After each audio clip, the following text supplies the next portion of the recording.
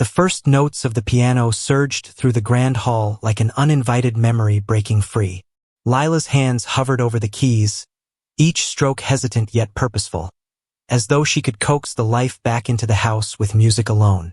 She wasn't hired to play, she knew that, but something about the forlorn instrument called to her, its silence begging to be broken. A shadow flickered at the edge of her vision. Startled, Lila turned to see Elijah Rhodes standing at the base of the sweeping staircase, his piercing eyes fixed on her. The chill in his gaze could have silenced her more effectively than words. "I don't recall giving you permission to touch that," Elijah said, his voice as sharp as the cold draft sneaking in through the heavy curtains. His presence was commanding, like the house itself had materialized into a man. I'm sorry, Mr. Rhodes." Lila stood abruptly, her heart racing. "I was just cleaning and thought." "Don't think." His tone cut through the air like a blade. "You're here to work, not to meddle." Elijah turned, his footsteps echoing in the vast space as he strode away, leaving Lila rooted in place. Her fingers still tingled from the brief moment they'd brought music back to the house, and though her pulse raced with embarrassment, her curiosity burned brighter. Who was Elijah Rhodes, and why did the piano's silence seem to weigh on him so heavily? The following day, the allure of the piano proved irresistible. Lila's hands grazed the keys once more, the soft notes weaving through the lifeless mansion. This time, she didn't even need to look up to know Elijah was there. His presence pressed against her like a storm cloud ready to burst. "If you're going to play," he said from the doorway, his voice quieter but no less commanding, "play something worth listening to." His words lingered even after he disappeared back into the shadows, leaving Lila to wonder. Was it the house she was trying to heal, or the man who seemed so tethered to its ghosts? From that moment, Lila knew she was walking a razor-thin line. Elijah Rhodes wasn't a man you crossed. His demeanor was as cold as the sea cliffs the mansion overlooked, and yet, the fleeting vulnerability in his eyes haunted her. There was something buried deep within him, something the piano, of all things, seemed to stir. The mansion itself reflected his solitude. Its vast halls were filled with faded grandeur, yet every corner was draped in neglect. Heavy curtains blocked the sunlight, casting shadows that seemed alive. Lila thought of the stories whispered in the nearby village, of the recluse who once had everything and now had nothing but silence. But the silence wouldn't stop her. The next time Lila sat at the piano, her fingers moved with more confidence, the melody flowing like water over stone. She played not for Elijah or the house but for herself. Music had always been her anchor, even when life felt like it was unraveling. She was so immersed that she didn't hear Elijah's approach. "You've been holding back." His voice startled her, breaking the spell.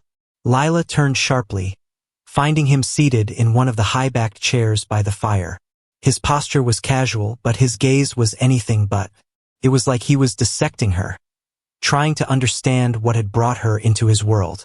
"I didn't think you liked the piano," she ventured cautiously, her voice trembling slightly. Elijah leaned back, the flickering firelight casting sharp angles across his face. "I don't. But I'd rather hear it played properly than butchered." It wasn't praise, but it wasn't a scolding either. Something about his guarded tone intrigued her. The man who barely spoke, who avoided the world, was staying in the room instead of walking away. Encouraged, Lila let her fingers find their place on the keys again. She began to play something softer, more melancholic. As the notes filled the space, she dared a glance at him. His eyes were closed, his expression uncharacteristically peaceful, as though the music had momentarily freed him from whatever shadows clung to his soul. When she finished, he opened his eyes but said nothing. The silence was heavier than before, but it felt different now, charged with something unspoken. "Why do you hate it?" Lila asked quietly, her fingers brushing the keys as if they might shield her from his wrath. His jaw tightened, and for a moment, she thought she had overstepped. But then he exhaled, the sound laced with a weariness she hadn't heard before. "It's not the music I hate," he said finally. "It's what it reminds me of." Lila didn't push further. She simply nodded, as if to say she understood. But the truth was she didn't, not yet. All she knew was that this man, so hardened and unreachable, carried a pain so deep it seeped into every corner of the house. The next few weeks blurred into a strange rhythm. Lila worked diligently, cleaning and organizing the neglected mansion, but her evenings always ended at the piano. The melodies she played filled the air with something the house had been missing for years: life. And Elijah, despite his gruff demeanor, began to linger. Sometimes he sat silently by the fire, his eyes distant. Other times he would offer clipped comments about her playing, never kind but never cruel either. It was as if the music was drawing him out of whatever abyss he had retreated into. One rainy evening, the storm outside raged with a fury that made the windows rattle. Lila, undeterred, played a hauntingly beautiful piece that matched the tempest's mood. She didn't notice Elijah standing at the doorway until she finished.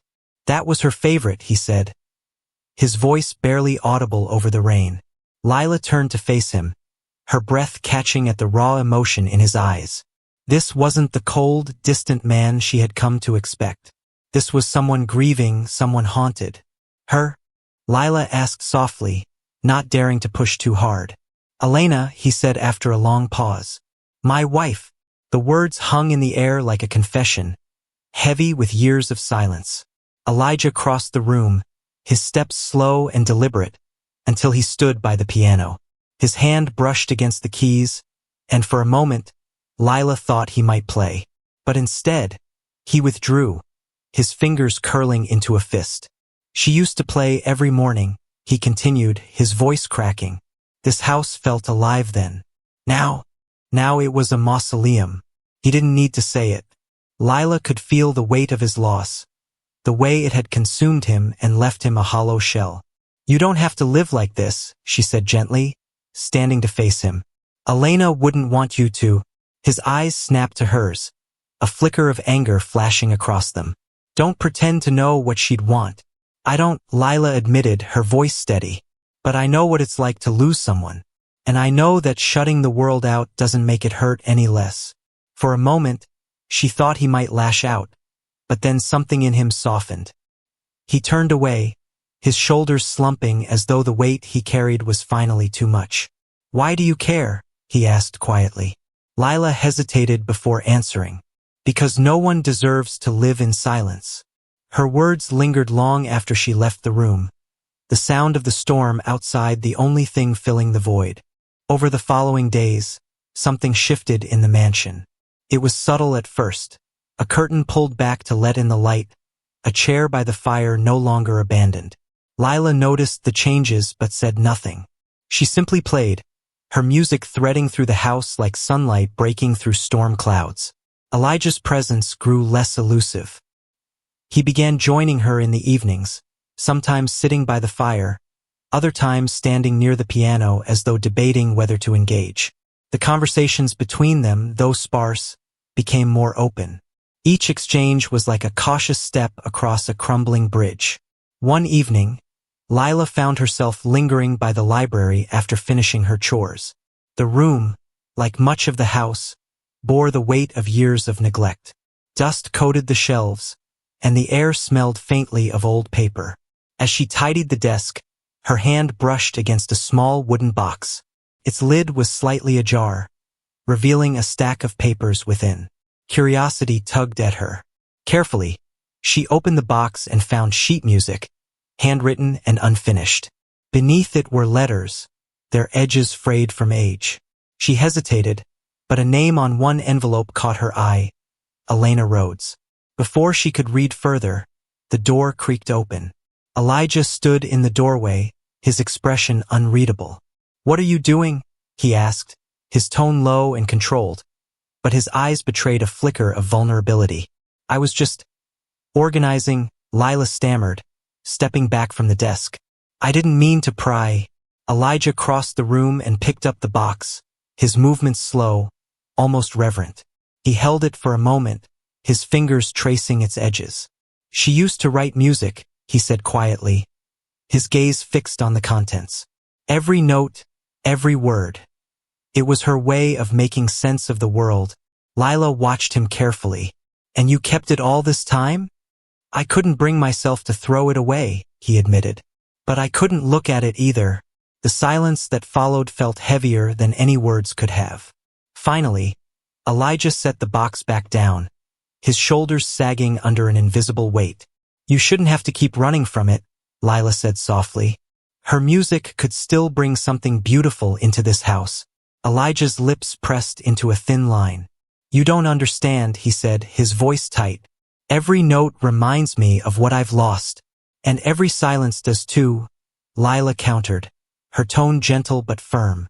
Maybe it's time to let the music heal you instead. For the first time, Elijah didn't argue. He simply nodded, a small, almost imperceptible motion, and left the room.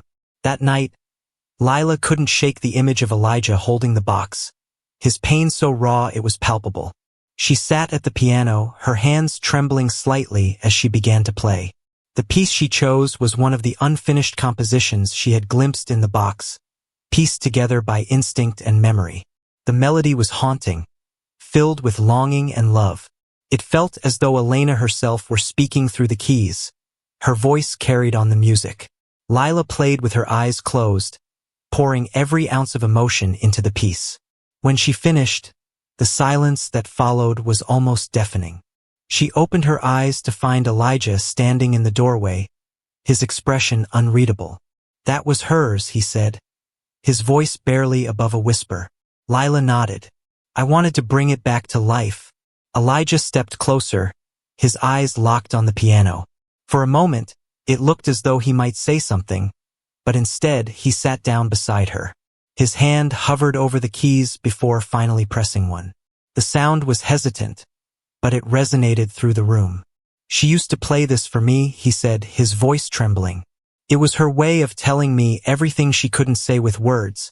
Lila didn't respond. She simply began to play again, guiding the melody until Elijah joined in, his notes clumsy but heartfelt. Together, they filled the mansion with music, the walls reverberating with life for the first time in years. From that night on, the house began to transform. Elijah opened the curtains, letting sunlight spill into the once dark rooms. Lila tended to the overgrown garden, reviving the roses that had withered under neglect. And each evening, they played together at the piano, the melodies weaving a bond neither of them could have anticipated. But healing wasn't linear. Elijah had his moments of withdrawal, days when the weight of his grief pulled him back into the shadows. Lila stayed patient, her presence steady and unwavering. She understood that some wounds took time to mend.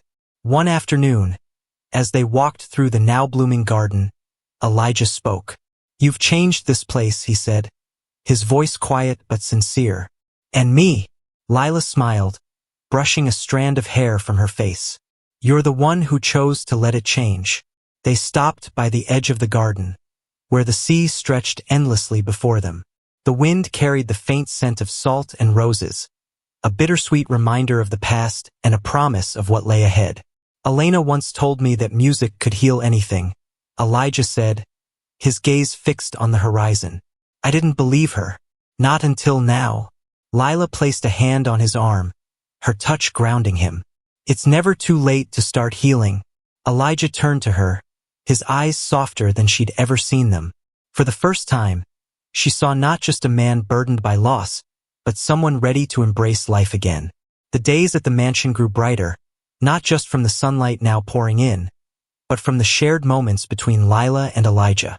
Their evenings at the piano became a ritual, each melody a step further away from the silence that had once suffocated the house. But as the mansion began to find its life again, so too did the tension between them grow. It was subtle, woven into the air like an unspoken melody. The way Elijah's gaze lingered a moment too long when Lila played. The way her heart quickened when their fingers accidentally brushed over the piano keys. Neither spoke of it, but it was there, undeniable. One evening, as Lila sat by the piano after finishing a lively piece, Elijah leaned against the doorway, a faint smile tugging at the corner of his lips. It was a rare sight, one she had come to cherish. You're better than I gave you credit for, he said, his voice carrying a warmth she wasn't used to hearing. Lila grinned, brushing her fingers lightly over the keys. High praise coming from you. Elijah chuckled, a sound so unfamiliar it startled them both. He walked over and sat beside her, his movements less guarded than they used to be. For a moment, they sat in silence, the space between them charged. There's something I want to show you, Elijah said suddenly, standing and extending a hand. Lila blinked, her heart skipping at the unexpected gesture. Where? You'll see, he said, a flicker of mystery in his eyes. He led her through the winding hallways of the mansion until they reached a door she had never noticed before. It was smaller than the others, unassuming, and when Elijah pushed it open, the scent of wood and varnish greeted her. Inside was a small room, its walls lined with instruments. Violins, cellos, flutes, and more, each one polished and placed with care. In the center of the room stood a single music stand, an empty chair beside it. This was hers, Elijah said quietly, his voice tinged with reverence. Elena's studio. Lila stepped inside, her eyes wide as she took in the space. The air felt different here, almost sacred. It's beautiful. She used to spend hours here, he continued, composing, practicing, dreaming. After she died, I couldn't bear to come in. But I think it's time. Lila turned to him, her heart aching at the vulnerability in his expression.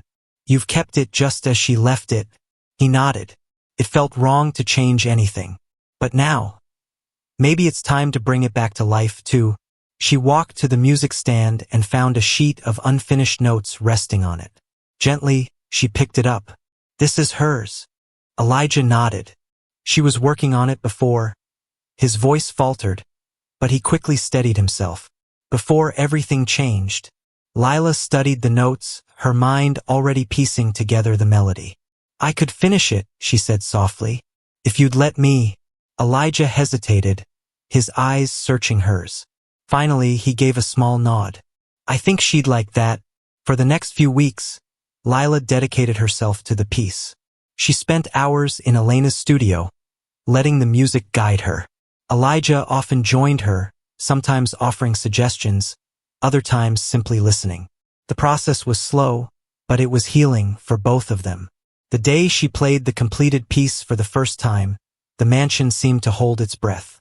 Elijah stood by the doorway, his hand resting on the frame as Lila's fingers brought Elena's final composition to life. The melody was haunting yet hopeful, a bridge between grief and renewal. When the last note faded, Elijah stepped forward, his eyes shining. She would have loved it. Lila smiled, her chest tight with emotion. It's not just hers anymore. It's ours. Elijah reached out, his hand brushing hers. The touch was brief, but it sent a spark through her, leaving her breathless. As the mansion continued its transformation, so too did their bond.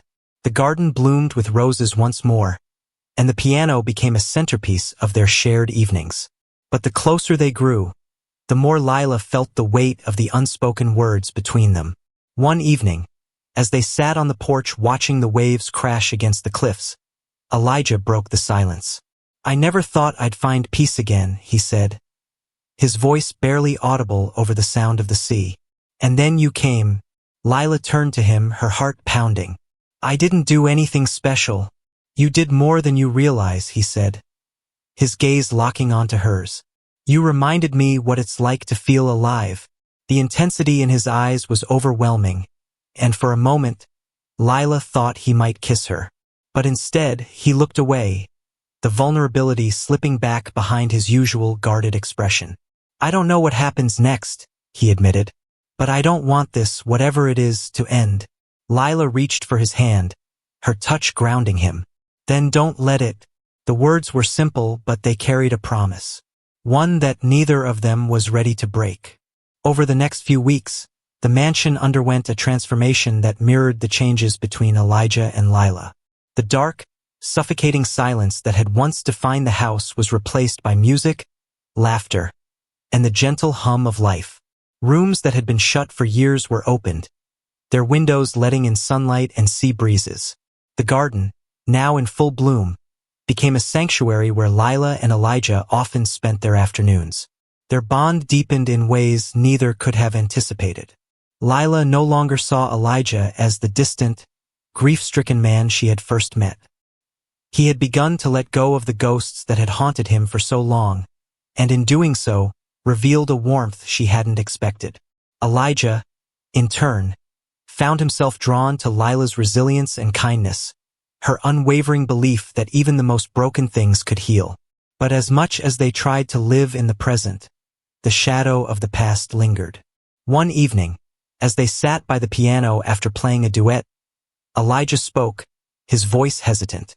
"Lila," he began, his fingers lightly tracing the edge of the piano keys. "There's something I've been meaning to ask." She looked at him, her heart quickening at the seriousness in his tone. "What is it?" He took a deep breath, as though steadying himself. "You've given so much to this house, to me. But I need to know, what is it that you want? What dream did you leave behind to come here?" The question caught her off guard. She had spent so much time helping Elijah rebuild his world that she hadn't stopped to think about her own. "I used to dream of becoming a pianist," she admitted, her voice soft. "But life had other plans." Elijah nodded, his expression thoughtful. "And if you had the chance to pursue it again?" Lila hesitated. "I don't know. It feels so far away now." "It doesn't have to be," he said firmly. "You've already brought music back to this house. I think it's time you let it back into your life." The next morning, Lila woke to find a small envelope on the piano. Inside was a letter from Elijah, along with a pamphlet for a music academy in the city. "Lila, you've spent so much of yourself helping me find my way back to life. Now it's your turn. The academy is ready to take you as a student, and I'll support you every step of the way. You've given me more than I could ever repay, but this is my way of trying." Elijah. Tears welled in her eyes as she read the letter. She hadn't allowed herself to hope for this, to dream again. When she found Elijah in the garden later that morning, she didn't know what to say. "I can't accept this," she began, holding the letter tightly in her hand. "Yes, you can," he interrupted, his voice firm but kind. "You deserve this, Lila. More than anyone I know. But what about you? The house?" she asked, her voice breaking. "I can't just leave everything behind." Elijah stepped closer, his gaze steady. "This house is alive again because of you, and so am I. But you don't belong here, not forever. You belong out there, chasing the life you've always wanted." Lila searched his eyes, finding nothing but sincerity. She knew he was right, but the thought of leaving him, of leaving the life they had built together, was almost unbearable. "I don't want to lose this," she whispered. "You won't," he said, taking her hands in his. "This isn't an ending, Lila. It's a beginning for both of us." The day Lila left for the city was bittersweet. The entire village gathered to see her off, their well wishes and hugs a testament to the impact she had made. Elijah stood apart from the crowd, his usual stoic demeanor hiding the emotions swirling beneath the surface. As the car pulled up, Lila turned to him, her heart heavy. "Thank you, Elijah, for everything." He smiled faintly, his eyes soft. "You don't have to thank me. Just promise me one thing." "What?" "Don't forget what you've taught me. That even the darkest places can find light again." Tears threatened to spill as she nodded. "I won't." He stepped closer, hesitating for only a moment before pulling her into a tight embrace. "You'll always have a place here, Lila, no matter what." As she drove away, Lila looked back at the mansion one last time. It stood tall against the horizon, no longer the dark, desolate place it had once been. And though her heart ached, she knew this wasn't truly goodbye. Months passed, and Lila thrived at the academy. Her talent blossomed under the guidance of skilled instructors, and she found herself performing on stages she had only dreamed of before. Each time she played, she thought of Elijah, of the house, and of the journey that had brought her here. Elijah, meanwhile, continued to rebuild his life. He opened the mansion to the community, hosting music nights and charity events in honor of Elena's memory. The house, once steeped in sorrow, became a place of joy and connection. One evening, as Lila prepared for her first major concert, a familiar face appeared in the audience. Elijah sat in the front row, his eyes filled with pride as he watched her take the stage. Their eyes met briefly, and she felt a surge of emotion, knowing he had come all this way to support her. As she played, the music soared through the hall, weaving together the story of their journey, of loss, healing, and the bonds that refused to break. And in that moment, Lila knew that no matter where life took her, she and Elijah would always be connected.